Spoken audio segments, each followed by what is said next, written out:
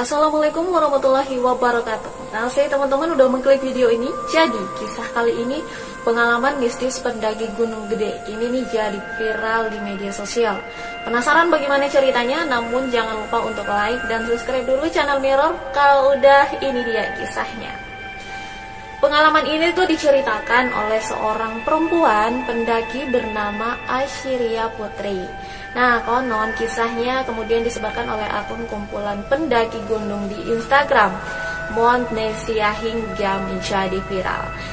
Dada terasa ikut sesak nih tanpa disadari ketika nggak sengaja udah larut nih dalam kisah Putri yang dia ceritakan. Nah, mulanya Putri itu dan teman-temannya hendak mendaki Gunung Gede lewat jalur.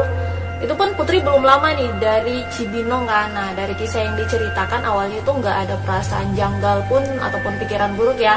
Nah, hingga tiba di Surya Kencana nih, lembah indah di Gunung Gede. Putri ini masih belum menemui hal-hal aneh kan. Nah, nggak mudah nih teman-teman. Bagi tahapan menjadi vegetarian, hari pun berganti. Putri pun dan teman-temannya itu merasa terlambat untuk melakukan pendakian menuju puncak.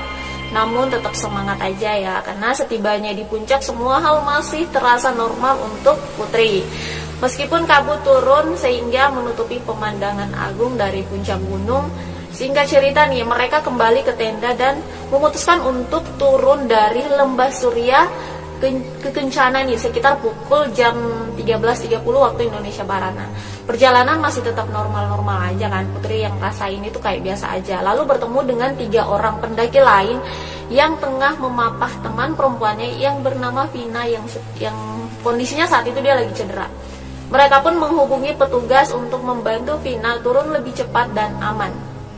Namun petugas belum juga datang nih teman-teman, hingga mereka pun harus istirahat dulu dan menghentikan perjalanan karena hujan turun cukup deras disertai petir dan kilat. Ditambah hari yang udah mulai gelap saat itu, sempurna nih sudah suasana itu tercipta jadi kian mencekam banget ya.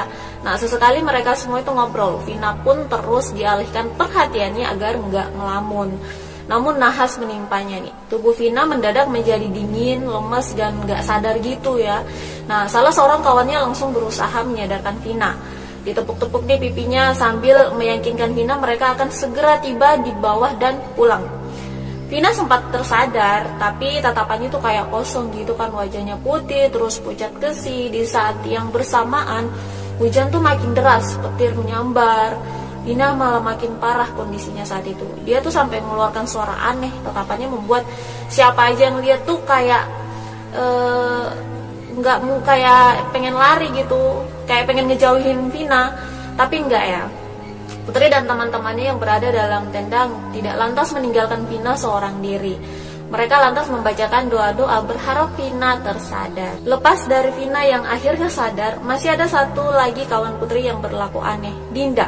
Dia mulai muntah-muntah dan menangis sejadi-jadinya sambil tersenyum. Dinda pun sadar kembali setelah 16 pendaki lain yang berada dalam satu tenda itu membaca doa bersamaan.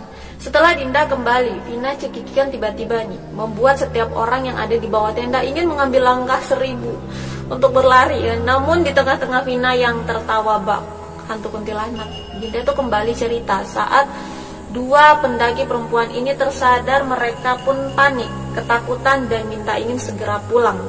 Pendaki lain berusaha menenangkan dia kan. Nah, ya katanya tuh jangan nangis Din gitu kan. Hujan udah reda nih, jangan panik, jangan maksudnya kayak disuruh baca doa gitu kan. Putri yang menyampaikan hal ini kepada Dinda. Di perjalanan menuju base camp, nah rombongan itu tuh bertemu dengan petugas yang ternyata petugas tersebut tuh marah nih teman-teman karena ada tenda yang dibangun di pinggir truk dan melanjutkan pendakian. Nah, akhirnya rombongan tersebut tetap turun nih dengan beberapa orang lebih dulu melakukan perjalanan untuk menyelamatkan Vina yang memang saat itu kondisinya masih belum stabil. Sementara rombongan terpecah jadi 2. Rombongan tempat Putri turut saat itu tuh serta yang masih ada di perjalanan menuju pos 2. Nah, tiba-tiba nih mereka melihat hal yang mengejutkan. Nah, Putri saat itu berteriak gitu kan. Pendaki lain yang satu rombongan pun panik dong gitu, bertanya-tanya ada apa sih gitu, ada gerangan yang terjadi apa gitu kan. Ternyata Putri melihat ada gunung sampah di truk yang dilaluinya. Namun mereka itu nggak bisa membawa sampah itu turun karena terlalu banyak. Maka memutuskan untuk memberitahu petugas. Tibanya di bawah, ya Allah, putri yang ada di barisan tengah kembali tercengang dong teman-teman. Dia kembali melihat gunung sampah kali ini di bawah pohon. Rasa penasarannya tuh makin besar, dia makin kayak kok bisa gitu kan. Hingga putri maksain pendaki lain nih untuk lain di belakangnya untuk menyoroti senter ke arah sampah itu. Namun setelah diperjelas, ternyata nggak ada sampah satupun dan itu kosong nih teman-teman. Putri lantas semakin tercengang lagi dan bertanya-tanya dalam benaknya kan gitu, kemana perginya sampah besar yang tadi dia lihat? Apa mungkin tikus hutan? Di tengah perjalanan pun tiba-tiba Putri itu merasa jari-jarinya kram, namun dengan sisa tenaga yang dimilikinya, perjalanannya tetap dilanjutkan. Setibanya di pos 2, mereka itu istirahat, merajang air, menyeduh kopi dan membuat minuman penghangat tubuh lain. Ternyata di pos 2 sudah ada 2 orang pendaki yang tadi bertugas antar Vina ke base camp Kana. Namun Vina itu nggak ada bersama mereka karena petugas yang sempat naik marah-marah setelah telah membawa Vina turun lebih dulu. Tiba-tiba Putri merasa sesak nafas nih, dadanya kayak seperti terhantam bola basket keras sampai badannya tuh lemas juga nih. Nah otomatis pada saat itu teman-temannya panik dong. Nah panik banget karena di saat bersama dia merasa ukuran badannya itu kecil gitu, lebih kecil dari biasanya dan dari teman-teman sekeliling sampai pada akhirnya Putri sadar berkat doa-doa yang dipanjatkan. Persis seperti Dinda dan Vina, Putri yang sempat berteriak keras dan menangis tanpa ia sadari pun bersikeras diminta pulang dan keluar dari kawasan gunung.